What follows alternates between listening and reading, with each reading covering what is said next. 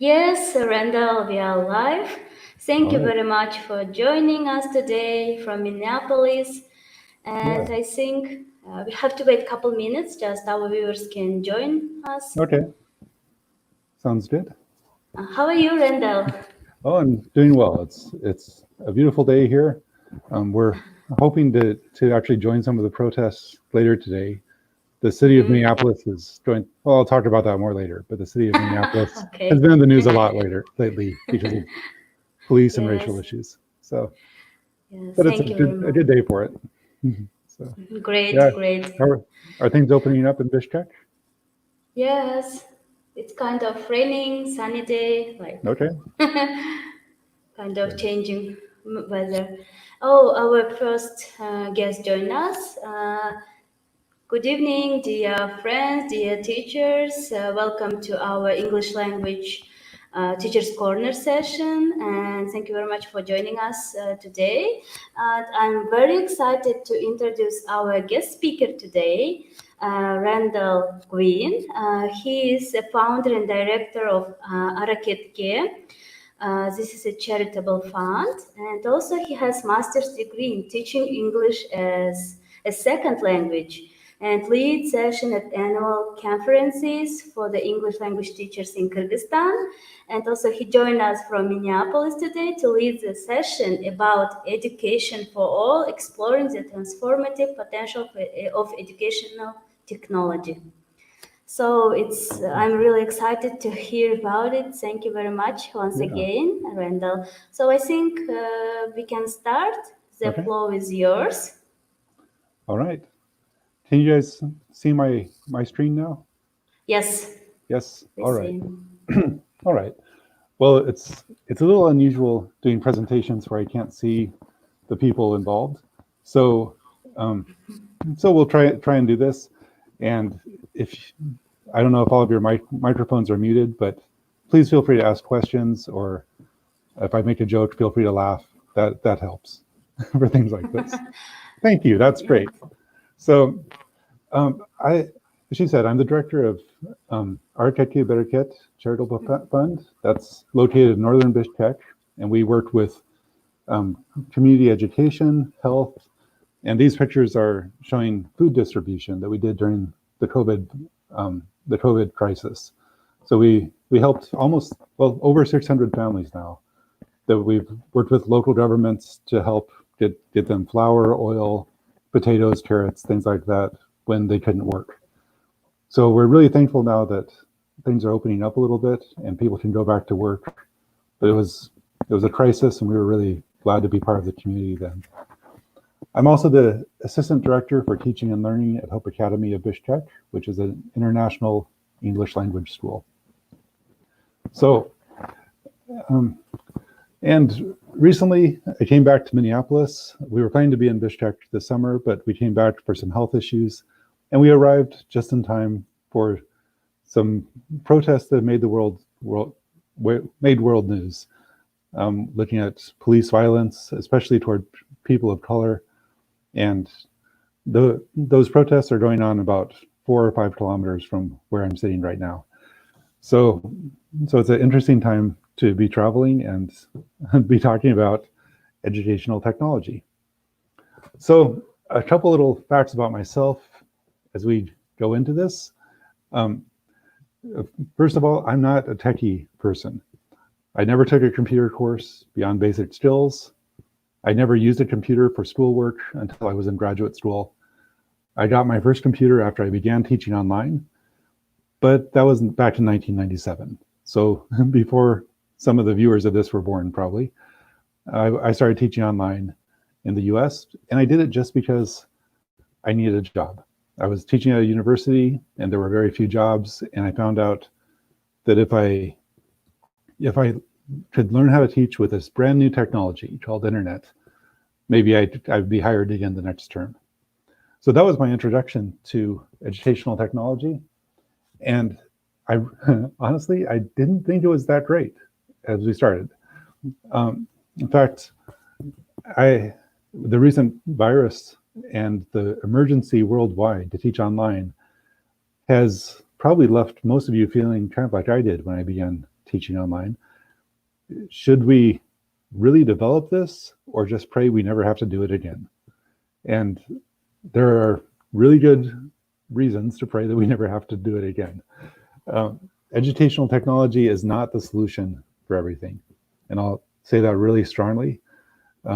Using computers, phones, any sort of technology like that, that will not solve all the problems with education. And all of you who have gone online in emergency situations the last few months know that.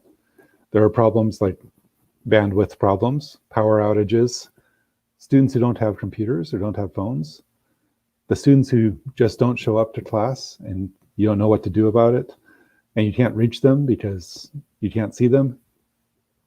There are all sorts of problems with this. Lack of educational resources in local languages is a huge problem.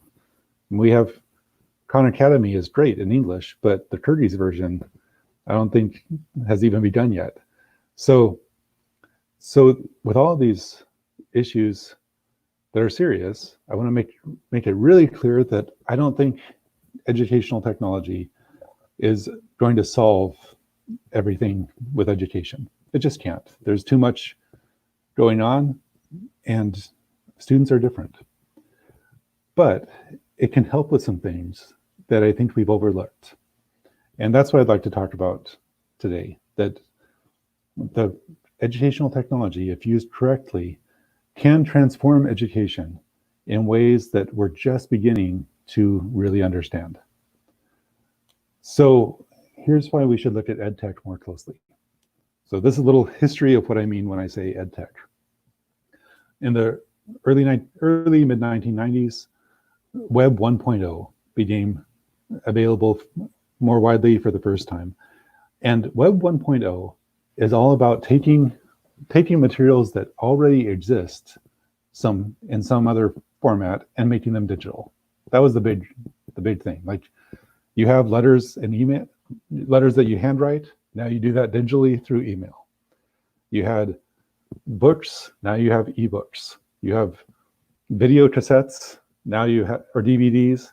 Now you make it digital online. And those are the types of things that were available when I first began teaching online.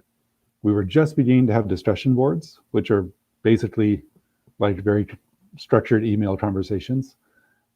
And we had online texts, and that was about it. But that was still amazing, because for the first time, you could access books without needing to actually physically hold the book. So that was great for international education. But it didn't really change how we teach. It just made things available digitally that we used to have in other formats. That began to change around 2006, when people started talking about Web 2.0 for the first time.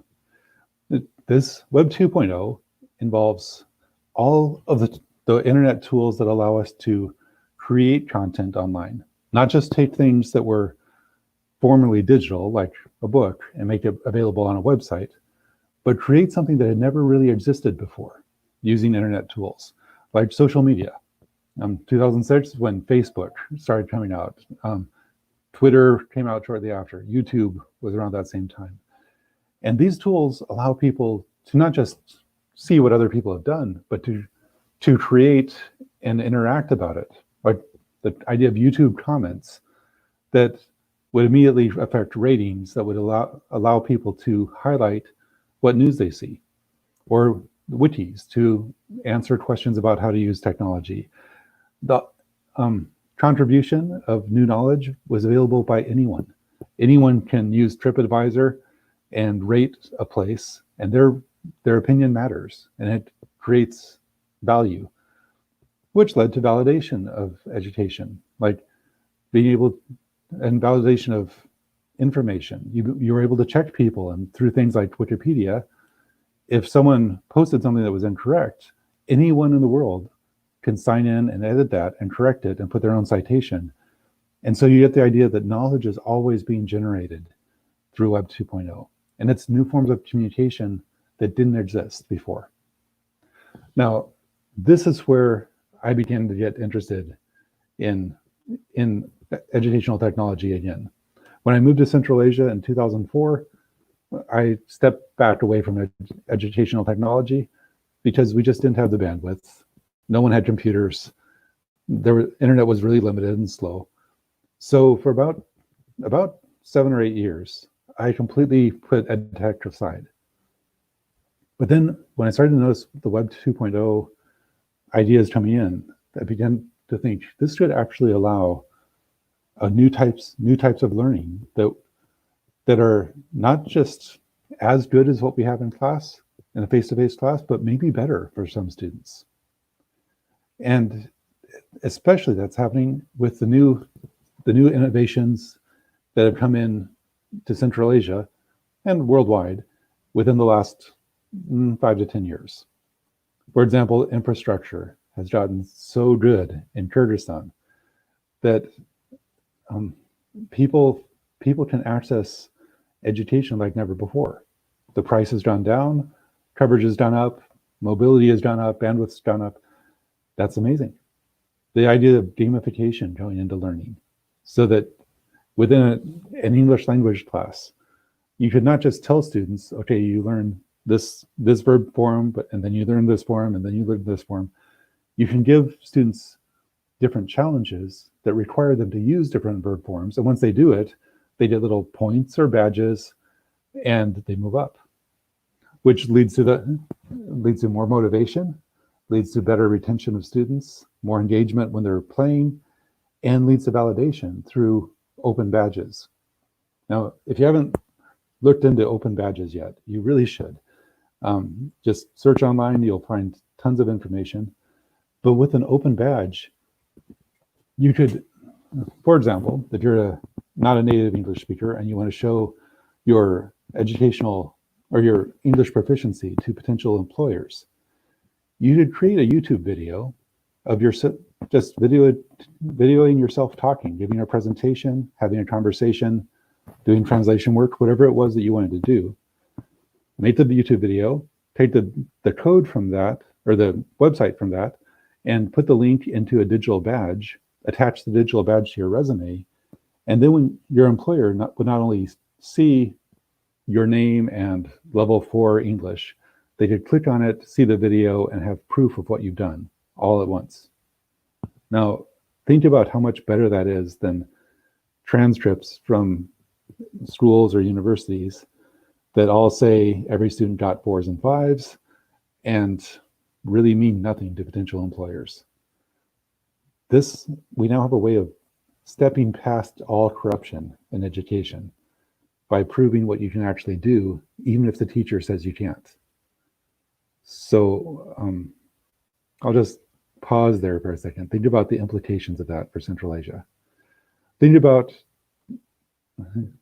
I'm still thinking about that, all the ways that we could remove corruption from the systems. Along with that, there's new breakthroughs in alternate reality and virtual reality that probably within a year or two, if you had we're teaching an English class in Narin, you could have your students put on low-cost virtual reality headsets, and they could visit the airport in New York and have conversations about what they were actually seeing in New York City as they were walking along. And all of a sudden, things are real in a new way. And then on a more technical side, there are breakthroughs in design-based learning analytics, and artificial intelligence. They're going to really change how education can happen. For example, learning analytics means gathering masses of amounts of data on how students are learning through online tools. Then plugging that into algorithms and artificial intelligence type programs that will automatically adjust the assignments for students so that, for example, let's say a student is practicing, we'll go to modals for English. Let's say a student says, I could do that yesterday. Well, that's not correct. So if they made a mistake like that, the algorithm would process what they said and automatically direct them to the exercise that would help them focus on the formation of modals and verbs and the difference of meaning, and would help them practice the specific thing that they need so they can move up. And that can be done without a teacher interfering. So I've given a lot of information really quickly. This is where, if I were looking at everybody face to face, I'd say, okay, what are the questions right now? We'd stop and talk about it. In this forum, that doesn't work so well, I think. But if there are any questions, go ahead and voice them before we move on. Oh, Randall, we don't have right now the questions. Oh, Maybe after the okay. presentation, we will. Yes. Sure, we'll do that then. That's great. Okay. Well, I know I'm going quickly. So let me just sum up by the main things I see coming for Central Asia. The first way educational technology can transform Central Asian societies in the next 5 years is through access. I took this picture by Sarichelek National Park in Kyrgyzstan. Now, nothing stands out at first, but look at that little girl down in the bottom of the picture. Her family has a smartphone. The little girl right now in the picture is playing, some game where you just slide things across, and I think it's like Bubble Cloud, maybe something where a 3-year-old can touch the screen and feel happy because there are happy sounds. Well, the little girl's mom uses the same phone to manage her community-based tourism business. Now, that's all just kind of a cool anecdote. What was interesting to me, though, was I went to a little shop about 300 meters away from this, and I had to buy bread, water, and just a few things, and it came to like 70, 75, 80 soms. So I gave the woman at the counter 100 soms, and it took her about 3 minutes to do the math because her calculator was broken. It took her about 3 minutes to do the math to find out how much change to give me. Now, if that woman had been, instead of playing Bubble Cloud, if she had been using her phone to learn math, her life could probably be better.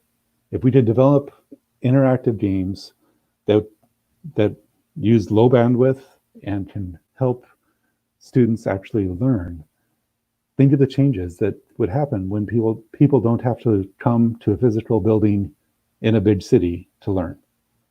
So what could happen with the extra access to education that people have through this new technology? The next point I wanted to bring up is contribution. Ever since the Soviet Union, the control of who makes education has always been a central authority. Under the USSR, it was the Ministry of Education, and they would set the curriculum for the entire country. They would control what knowledge is important to learn.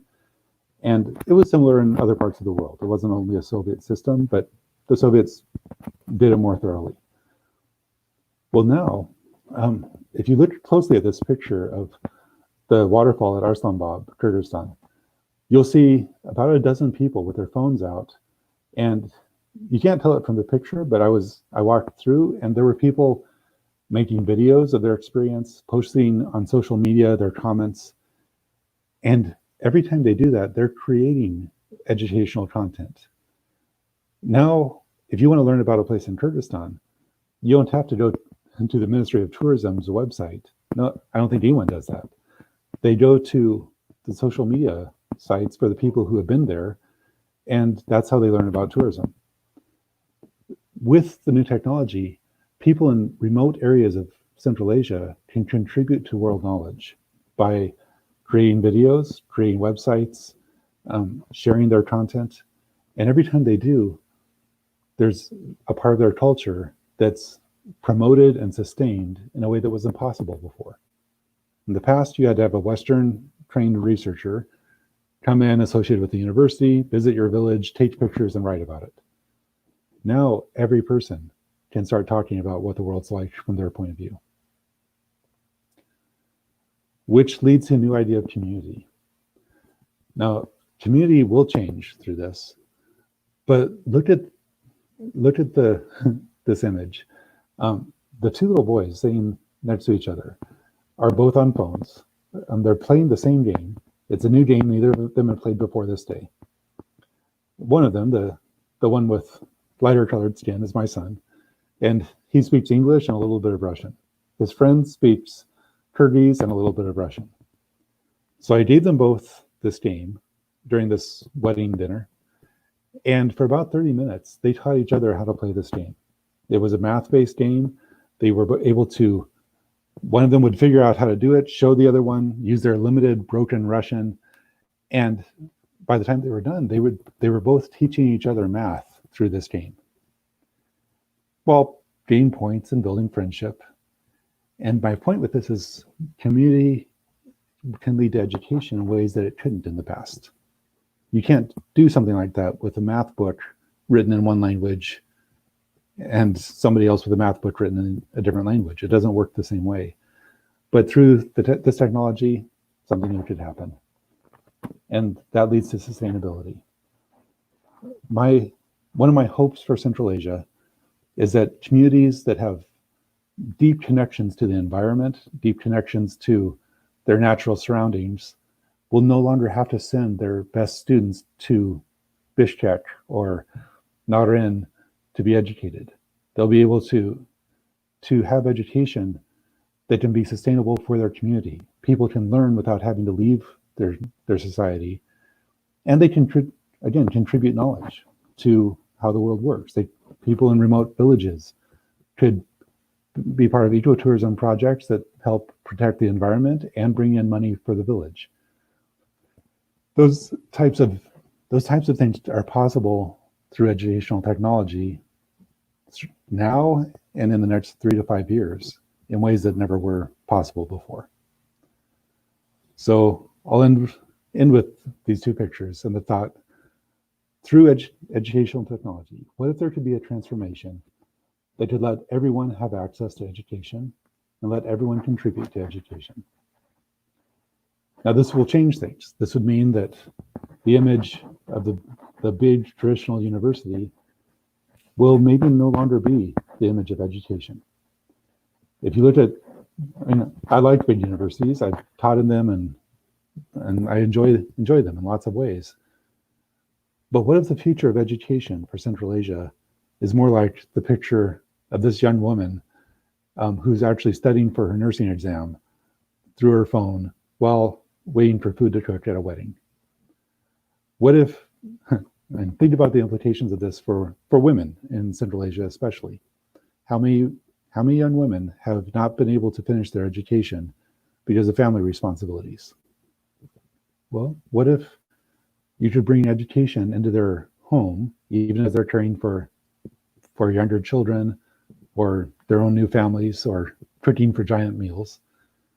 What if that didn't have to stop them from learning because the books and the videos and the communities for education were available on something so small they could hold in their hand?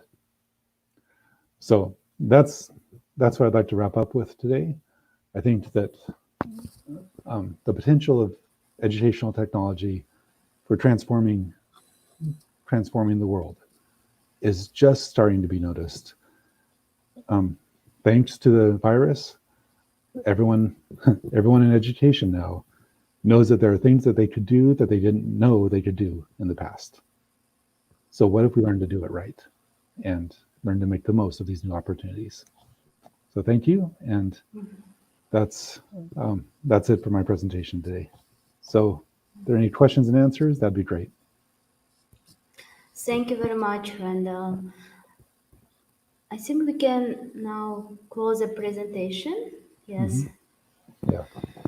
Thank you very much. It was really great and very useful presentation. And also, I want to remind our teachers, please write your questions under this video.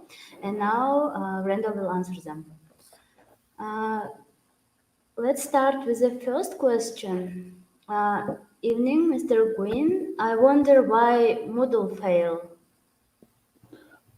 I wonder why Moodle failed. Yes. I'm not sure. I'm not sure if I understand what you mean by failed. I use Moodle a lot, and I found it really helpful. It is hard to learn to use compared to other tools like Google Classroom. So if you're a brand new teacher to educational technology, I would recommend starting with Google Classroom, not Moodle. But Moodle and other large LMS systems like that can be really, really good if you learn to use them well. I use the example that learning to use Google Classroom is sort of like learning to ride a bicycle. Learning to use Moodle is sort of like learning to fly a small airplane. So it takes a lot more knowledge to learn how to do Moodle, but if you want to invest in that, I found it really helpful. Thank you very much for your answer. The second question, does technology reduce students' creativity? Oh, that's good. Technology can reduce student creativity if they're afraid of it, or if the teacher is afraid of it. So if the teacher goes in saying, like kind of with a presentation that this is going to be difficult, I don't know if it'll work, let's just follow the rules. If they use computer programs where it's just question and answer type quizzes, yeah, that's not creative. But if you teach the students how to use the tools to create content, it can be really, really cool. For example, my second grade son in his emergency online course had to work with people in his class through Google Meet to decide on a theme for an art project. Each of them had to then develop their own type of art. So some people did sculptures, some people did paintings. They had to develop it all on their own. Then they had to put it together in a Google slideshow and present it to the class. Now that's a lot of creativity for second graders, and they were able to do it. So it depends on the teacher. And I think the technology, the Google tools like Google Slides, Docs, things like that, where you can have people share the tool and work together, are really helpful. There's also a program called Canva, C-A-N-V-A, that allows students to work together to create posters and really nicely designed visuals. So I use those a lot, and I like the creativity that comes out of it. Thank you very much, Randall. Yes, we also love Canva tool. Yeah. It's really a great tool for non-designers. Yes. It So makes the you next feel like a designer. yes, but Yeah. but yes, with the help of Canva, you can feel that you are a great designer. Thank you very much, Yeah. Randall. So the next question: what technology app can we use in teaching online for teamwork? Yeah, for teamwork, like I said, I would start with Google's shared tools. So the Google for Education tools are Google Docs, Sheets, or spreadsheets, slides. Those ones are probably what I would start with, because students can share the tools with each other. So you can have 4 or 5 people working on the same document or working on the same slideshow. I would start with those for a new teacher. And then throwing in YouTube is really good. Lots of students, as soon as they realize they can actually contribute to YouTube, it's not just something that foreigners make for them, but they can actually put their knowledge up there. That's a really powerful feeling for a lot of students at all ages. Great. Thank you very much, Randall. So the next question, are there any challenges using technology in education? Yeah, absolutely. The first ones are just infrastructure, making sure that people have internet access, have power. I live in Bishkek and on the edge of the city, and our electricity doesn't always stay on. So learning how to do those things, learning how to plan ahead for asynchronous learning, it takes a lot of work for teachers. So one of the biggest mistakes I see teachers do when they begin to teach online is there are two mistakes that I see most. One is they get a pre-made package like Khan Academy or something, and they feel like they have to use it only and just follow that one. And no, you don't have to. You can change it. You can choose the parts that you want. You can argue with the online source. So you're still the teacher. But the second problem I see is teachers sort of feel like they have to make everything new. Like, so they just turn on their Zoom camera and teach a normal lesson and turn it off. And that's really a terrible way to learn, because none of us are that interesting to watch for 45 minutes. We have professional movie studios and professional TV production crews, because it takes a lot of professional work to make a 20-minute serial that's interesting. So if you want to try and do that as a teacher, good luck. It's probably better to bring in outside sources and let students, you become more of the guide to what students learn, not the one who has to make everything. Just like you don't have to write your own textbook. You don't have to create all your own videos. Excellent. Thank you very much, Randall. Yeah. So the next question, do you lead virtual classes currently? Yeah, I do. I'm teaching a program right now that's sponsored through the US Embassy, and we have 60 teachers from 4 countries in Central Asia in this program. In the fall, I hope to teach some more classes, but right now that's all I'm doing at this time. So, and I am looking for ways to do this better though. So in the future, I'd like to do more training like this. Great. Thank you very much, Randall. The next question, in this situation with COVID-19, teachers faced with speed teaching online and mostly use Zoom. What another free app can you recommend for teaching online as Zoom? Yeah, Zoom. I like Zoom. It's easy to use and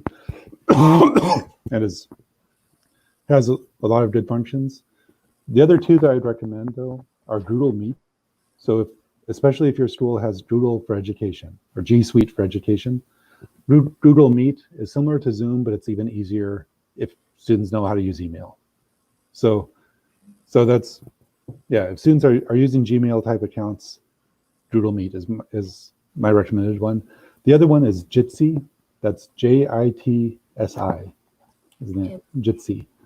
And Jitsi is also a free one. Jitsi is good for having multiple rooms within a conference, and it can have, I think, up to 500 people involved in a conference. So it has a huge capacity for the number of people. Am I correctly right, Jitsi? I don't see what you've written on my screen, so I'm not sure. Jitsi. There it is. Jitsi. Okay. Yeah. Change it. But Zoom is great. I don't have any problem with it at all. Yeah. Great. Thank you very much, Randall. So the next question, how to create good online classroom management? Hi, sorry, your voice faded out. Can you say that one more time? How to create good online classroom management? Oh, classroom management. A lot of that comes from planning your lessons in advance and then making the most of asynchronous learning. So what I mean by that is the synchronous learning is like what we're doing now, where we're talking face to face. And it's really hard to manage a group in a synchronous meeting like this. You just, especially if you have like 36th graders, it's gonna go crazy. You can't watch them all.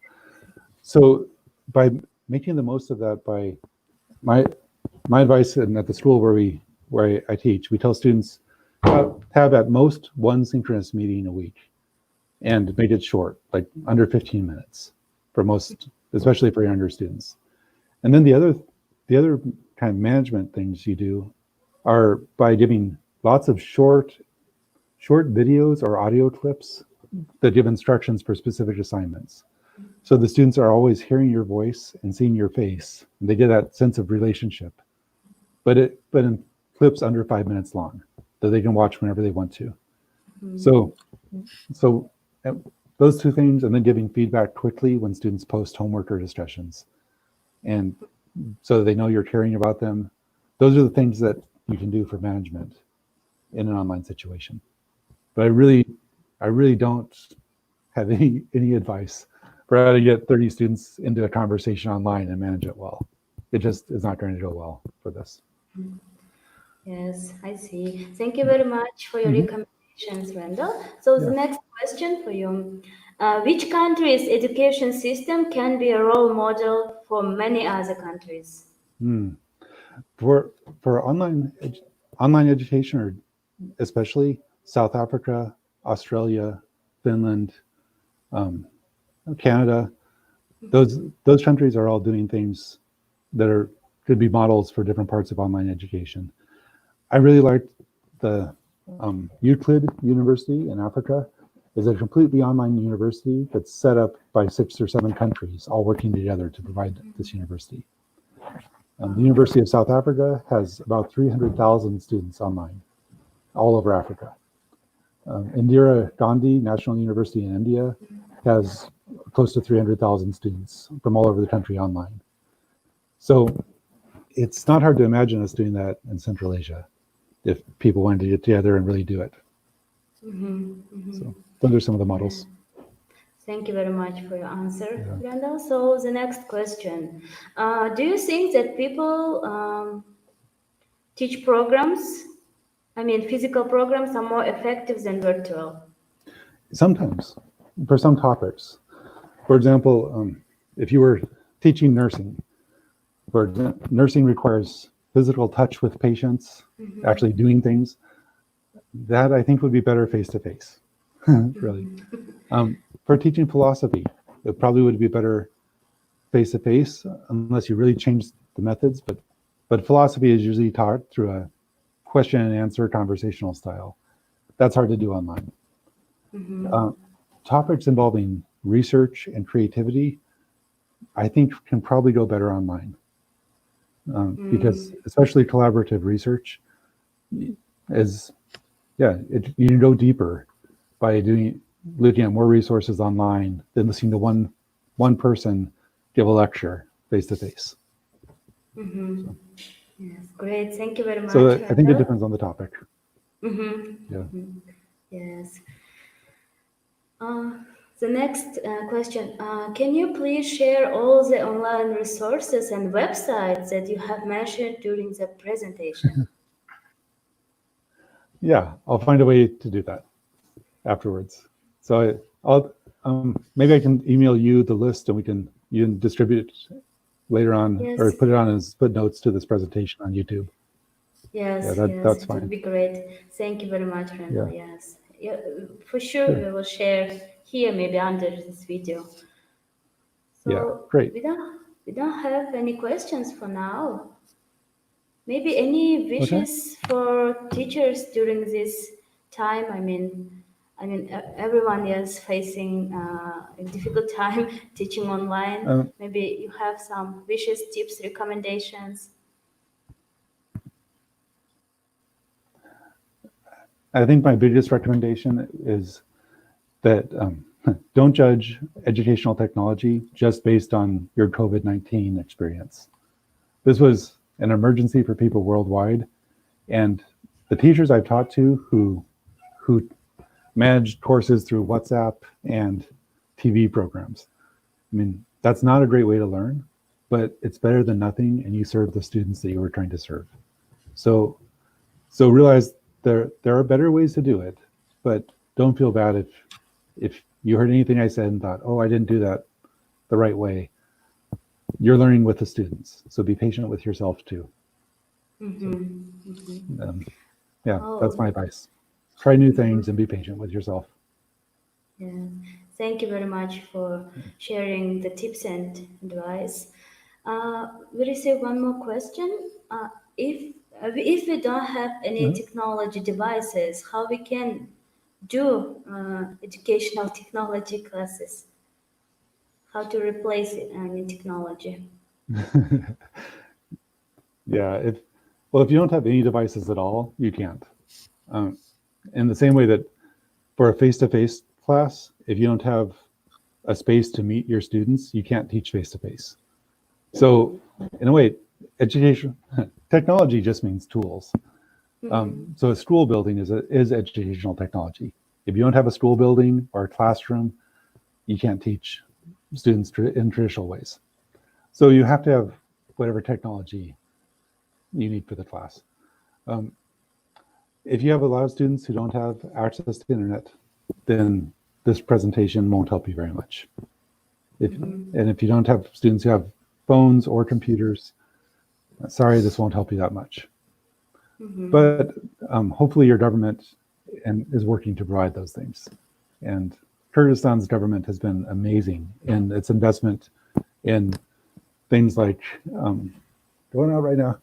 For Kyrgyzstan's government has been amazing for its investment in online technologies all around. So so I'm really thankful for that. I hope it will help more students learn. Thank you very much, Randall. We received a couple questions. What's the future of online learning? Do you think it will replace on-site learning in the future? I would be careful with the word replace. I think there will always be there will always be types of learning and types of students that really want face-to-face interaction. But I think online learning is going to grow worldwide a lot. So I think that at this point, if you're a young teacher, especially, if you need to learn how to teach online, it's going to be part of the job description, probably from here on out. At the school where I work, we rewrote all the job descriptions last April and May for next year, saying if really being able to use G Suite for education is a minimum requirement for teaching now. So I think it's moving that way. But I don't think it will replace it completely. Thank you very much, Randall. The next question, how many years will it take for us to improve the educational system? We still use the books and curriculum from Soviet Union. Should it all be transformed? Yeah, I think that's really up to you as you being local teachers. This is kind of your thing. Right now, because of the virus coming in and because of all the changes with technology that people know about now, you're in a position to change your country in a way that you weren't before. All over Central Asia, all over the world, ministries of education are starting to realize that the old ways that they did things might not work next year. So they're open to new ideas. I think this is the time for you to be leaders. So show us how to do this for your country. Thank you very much, Randall. This was our last question. We are so grateful for you that it was really a wonderful session, very useful, very interesting, and very informative. And also, I want to say thank you to our viewers. Dear teachers, thank you very much. You are always active. And thank you for your question and comments. And special thanks to Randall for this amazing session. We learned so many great things, and thank you very much for your recommendations and for the tips. And I think it really very. I mean, it was really useful. Thank you very much, and we are closing up our session right now. Okay. Yes. Well, Great, thank you for very inviting me. much. I'm really honored to talk to you. Yeah, we were really happy to have you. Bye. Bye, everyone. Have a great evening. See you Bye. tomorrow.